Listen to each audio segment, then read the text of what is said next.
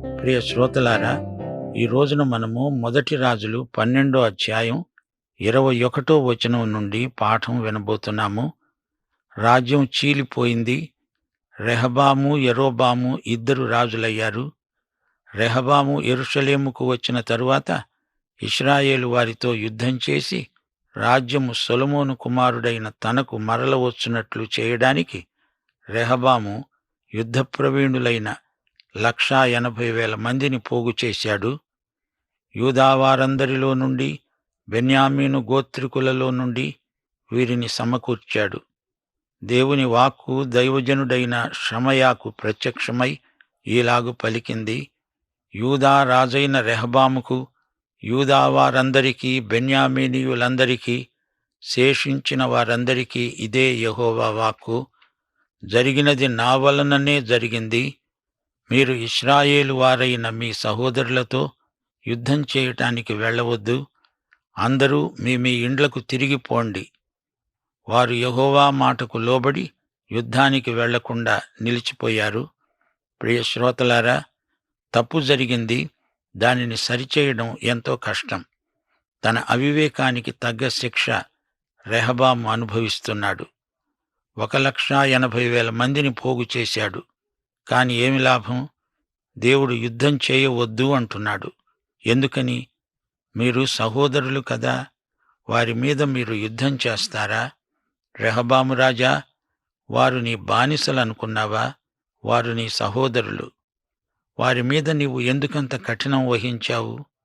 నిజమే, సహోదరత్వాన్ని విస్మరిస్తే కాఠిన్యం చోటు చేసుకుంటుంది. కయీను, నీ సహోదరుడైన హేబెలు ఎక్కడా?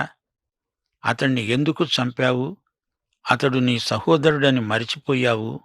అది అసలు సంగతి. మనము సహోదరులము అనుకున్నప్పుడు, సహోదరత్వాన్ని గుర్తించినప్పుడు కక్షలు, కలహాలు ఉండవు. దేవుడు స్పష్టంగా చెబుతున్నాడు, మీ సహోదరులతో యుద్ధం చేయడానికి వెళ్ళకూడదు. జరిగినది నా వలననే జరిగినది. సహోదరుల మధ్య ఐక్యత ఎంత మేలు, ఎంత మనోహరం! సహోదరులారా, సహోదర ప్రేమ వర్ధిల్లాలి అని చెప్పండి. సహోదరుణ్ణి సహోదరుడు మిక్కుటముగా ప్రేమించుకోవాలి. 25వ వచనం. తరువాత యరొబాము ఎఫ్రాయిము మన్యమందు షెకెము అనే పట్టణం కట్టించి అక్కడ కాపురముండి అక్కడి నుండి బయలువెడలి పెనూయేలును కట్టించాడు. యరొబాము ఎంతో భయపడ్డాడు. ఎందుకనగా ఈ జనులు యెరూషలేముకు ఎక్కిపోతూ బలులు అర్పిస్తూ ఉంటే వీరి హృదయము యూదా రాజైన రెహబాము తట్టు తిరుగుతుంది.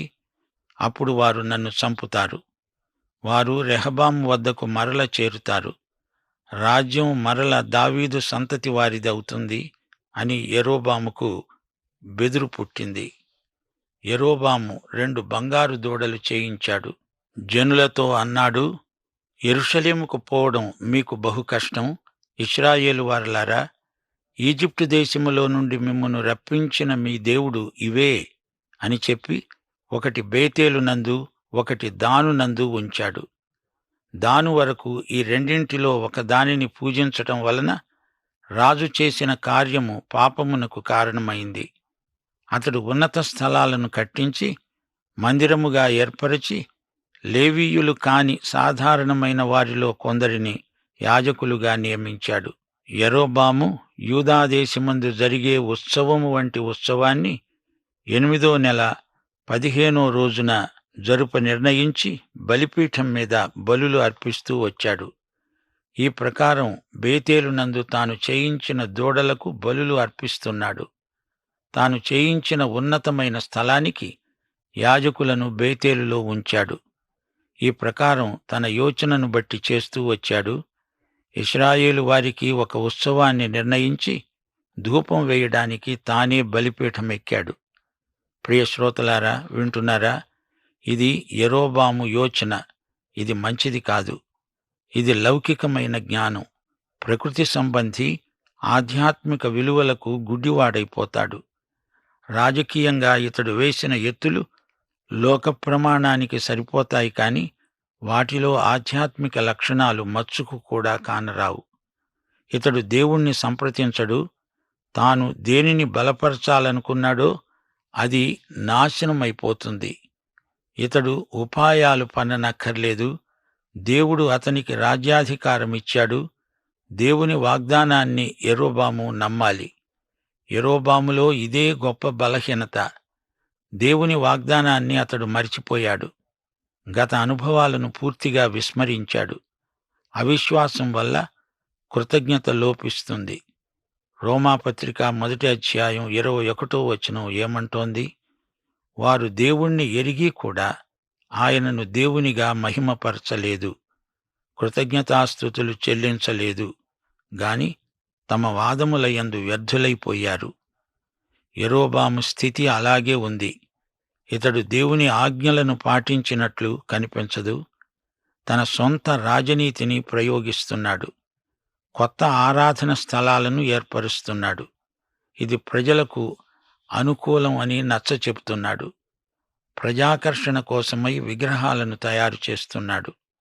గోత్రాల మధ్య ఉన్న వైరుధ్యాన్ని ఆసరాగా తీసుకొని తన స్వప్రయోజనం కోసమై ప్రజలను పెడతోవ పట్టిస్తున్నాడు. యెరూషలేము ఒక్కటే ఆరాధన స్థలమా? లేవి గోత్రికులే యాజకులా? అంటూ తన తార్కిక జ్ఞానాన్ని ప్రయోగిస్తున్నాడు. బంగారు లేగదూడ చేసిన అహరోను పాపాన్ని తాను చేస్తున్నాడు. నిర్గమకాండం 32 అధ్యాయం 4 వచనం పునరుక్తి చేస్తున్నాడు. పైగా యరొబాము బేతేలును దానును ఆరాధన స్థలాలుగా ప్రత్యేకిస్తున్నాడు. యాకోబు దర్శనంలో బేతేలు ప్రతిష్ఠించబడింది. మీకా అనేవాడు దానిలో విగ్రహాన్ని నిలిపాడు. అదే స్థలాన్ని ఇతడు ఏర్పాటు చేస్తున్నాడు. ప్రజల కోసం అంటున్నాడు గాని తన పదవిని పదిలం చేసుకోవడానికి చేస్తున్న ప్రయత్నమే ఇదంతా. దేవుని తీర్పు ఇలాంటి లౌకిక విధానాలపైన నిలిచి ఉంటుంది. యరొబాము దేవుని కోపానికి గురవుతున్నాడు. మోసపోవద్దు, దేవుడు వెక్కిరించబడడు. ఎవడు ఏది విత్తుతాడో అదే పంట కోస్తాడు. ఇప్పుడు మనం 1 రాజులు 13 అధ్యాయానికి వస్తున్నాము. ఈ 12 అధ్యాయంతో ఈ గ్రంథం మొదటి భాగం ముగిసింది. ఇప్పుడు 2 రాజ్యాలు, దక్షిణాదిన యూదా, ఉత్తరాది ఇశ్రాయేలు. రెహబాము దక్షిణానికి రాజు, అది దావీదు వంశరేఖ. యరొబాము ఉత్తరాన రాజు, ఇతడు అద్వితీయ దేవుని ఆరాధనలోకి విగ్రహాలను తెచ్చిపెట్టాడు. ఉత్తరాది రాజ్యం చెరగొనిపోబడింది. ఆ తరువాత దక్షిణాది రాజ్యం కూడా చెరలోకి పోయింది. ఇప్పుడు 13 అధ్యాయంలో దేవుని తీర్పు ఎంత తీవ్రమైనదో చూడగలం. యరొబాము 10 గోత్రాలను సమకూర్చుకున్నాడు. రెహబాము రాజ్యం చీలిపోవటానికి కారణమయ్యాడు. ఉత్తర రాజ్యాన్ని అష్షూరు చెరగొనిపోతే దక్షిణ రాజ్యాన్ని బబులోను చెరగొనిపోయింది.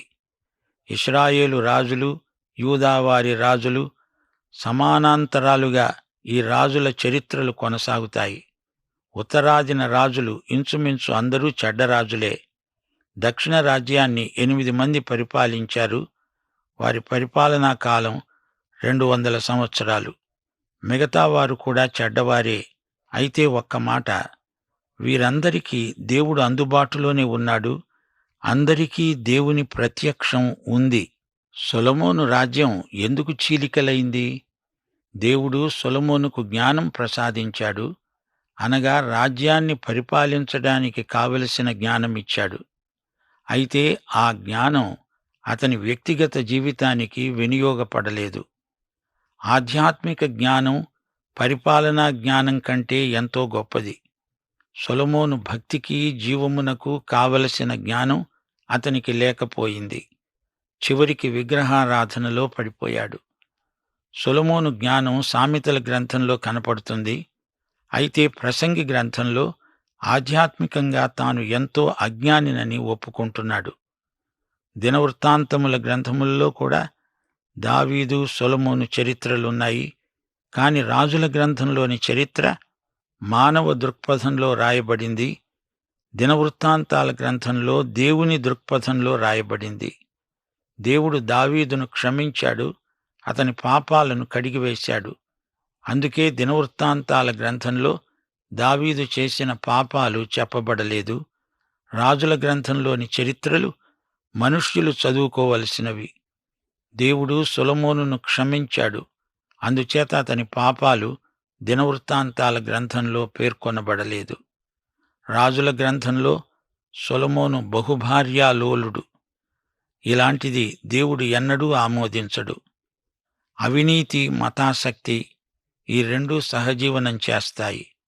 అందుకే 1 యోహాను 1:6 అంటోంది, ఆయనతో కూడా సహవాసము గలవారమని చెప్పుకొని చీకటిలో నడిచిన ఎడల మనము అబద్ధమాడుతూ సత్యాన్ని జరిగించము. నీవు పాపంలో జీవిస్తూ ఉంటే దేవునితో సహవాసం చేయలేవు. దైవసేవ అసలే చేయలేవు. ఇతరులను మోసగించగలవు, అది కూడా అట్టే కాలం చేయలేవు. నిన్ను నీవే మోసగించుకుంటావు. ఇది కేవలం ఆత్మవంచన. ఈ రోజుల్లో కొందరు క్రైస్తవ నాయకులే పాపంలో జీవిస్తున్నారు. అయినా సామాన్య ప్రజలు అలాంటి వారినే ఘనపరుస్తున్నారు. ఎందుకో తెలియదు. దేవుణ్ణి ఎంతకాలమని మోసగించగలవు? దేవునితో సహవాసం గలవారు వెలుగు సంబంధులు. సొలొమోను జీవితంలో ఓడిపోయాడు. పాత నిబంధనలో 2 వ్యక్తులున్నారు, సంసోను, సొలొమోను. ఇద్దరి జీవితాలు విషాదాంతములే. ప్రసంగి 2:15 సొలొమోను తన జీవిత సారాంశం వ్యక్తం చేస్తున్నాడు. సూర్యుని క్రింద జరుగుతున్నది నాకు వ్యసనం పుట్టించింది. అంతా వ్యర్థముగా ఒకడు గాలికై ప్రయాసపడినట్లుగా కనపడింది. కనుక బ్రతకటమే నాకు అసహ్యమైపోయింది. సొలొమోను వైభవమంతా గతించింది. యేసు ప్రభు అన్నాడు, సొలొమోను వైభవం కంటే అడవి పువ్వుల వైభవమే గొప్పది. సొలొమోనును గురించి ఈ మాటలు చెప్తున్నామంటే సొలొమోను సమాధి కార్యక్రమం జరిగించినట్లే అనిపిస్తుంది. ఇప్పుడు వివరాలు వినండి. 1 రాజులు 13:1-10 వరకు. దైవజనుడైన ఒకడు యెహోవా చేత సెలవు నొంది యూదాదేశము నుండి బేతేలుకు వచ్చాడు. ధూపం వేయడానికి యరొబాము ఆ బలిపీఠము వద్ద నిలిచి ఉండగా ఆ దైవజనుడు యెహోవా ఆజ్ఞచేత బలిపీఠానికి ఈ మాట ప్రకటన చేశాడు.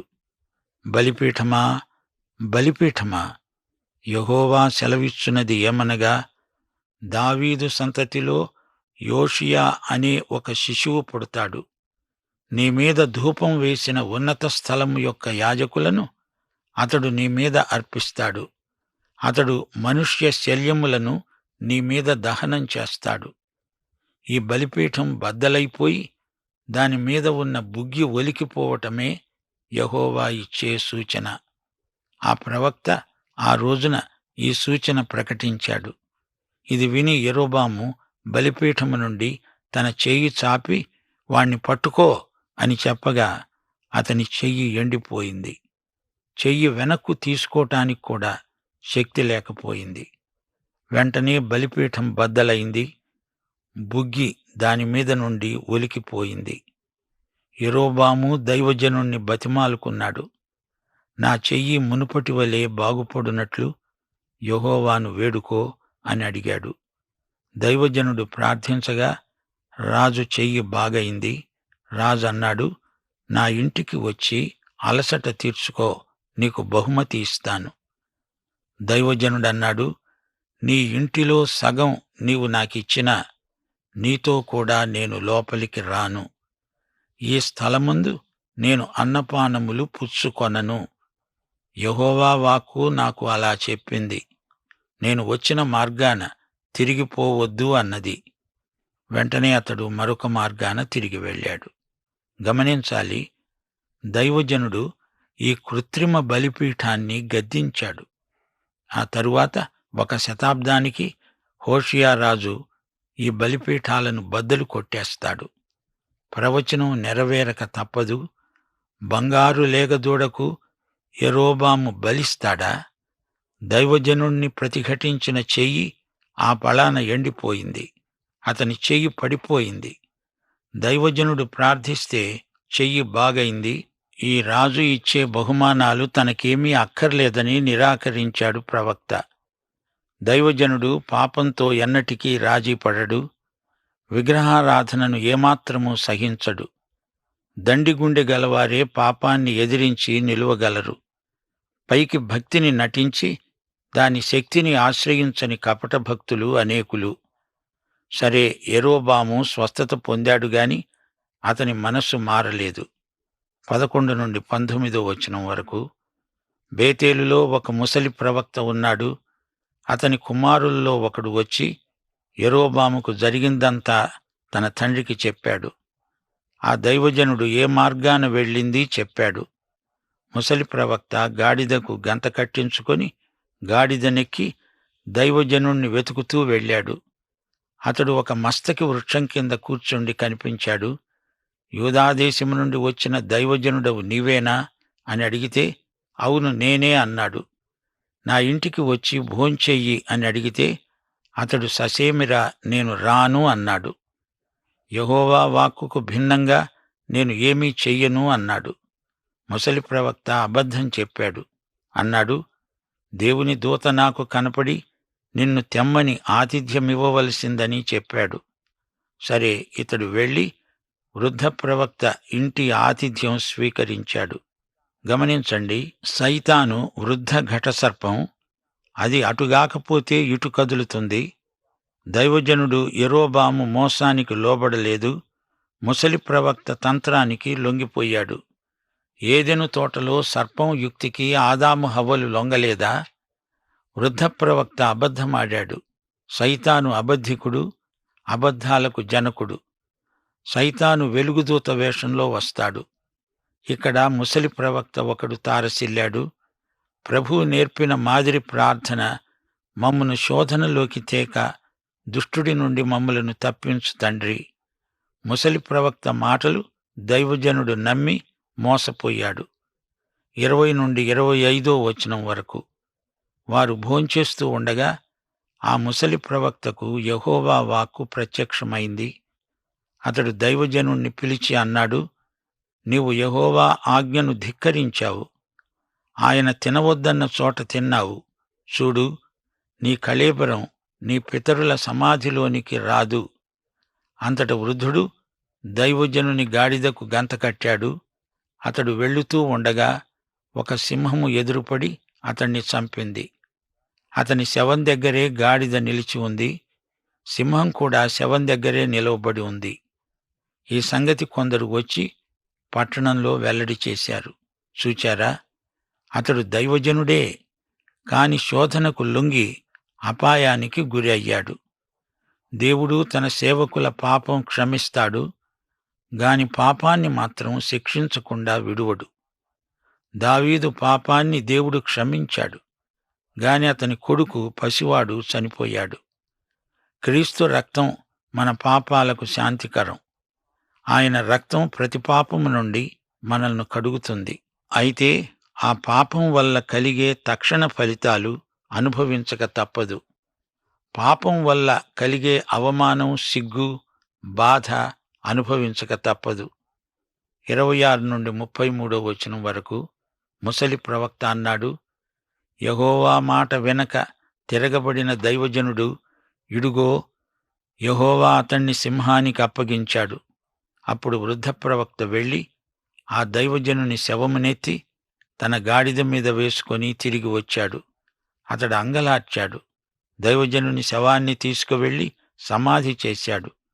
జనులు ఏడుస్తూ కటకటా నా సహోదరుడా అంటూ సంతాపం చెందారు. ముసలి ప్రవక్త తన కుమారులతో అన్నాడు, నేను చనిపోయినప్పుడు దైవజనుడైన ఇతడు పెట్టబడిన సమాధిలో నన్ను పాతిపెట్టండి. నా శల్యములను అతని శల్యముల దగ్గర ఉంచండి. యెహోవా మాటను బట్టి బేతేలులో ఉన్న బలిపీఠానికి విరోధముగాను, పట్టణములోని ఉన్నత స్థలములలోని మందిరాలకు విరోధముగాను అతడు ప్రకటించినది అవశ్యముగా సంభవిస్తుంది. ఇంత జరిగినా యెరోబాము తన దుర్మార్గమును విడిచిపెట్టక సామాన్యులలో కొందరిని ఉన్నత స్థలాలకు యాజకులుగా నియమించాడు. యరొబాము సంతతి వారిని నిర్మూలము చేసి భూమి మీద ఉండకుండా నశింపచేయునట్లుగా ఇది వారికి పాప కారణమైంది. ప్రియశ్రోతలు, దైవజనుణ్ణి సింహం చంపింది గాని అతణ్ణి తినేయలేదు. అతని సమాధి ఘనంగా జరిగింది. అతని శవాన్ని ఆకాశ పక్షులు, వన్యమృగాలు ముట్టకుండా సింహమే కాపలా కాచింది. దేవుడు తన దైవజనుడు చేసిన తప్పుకు అతణ్ణి శిక్షిస్తే ఇక ఇశ్రాయేలు సంగతేమిటి? నీ సంగతేమిటి? దేవుడు పాపిని ప్రేమిస్తాడు గాని పాపాన్ని శిక్షించక వదలడు.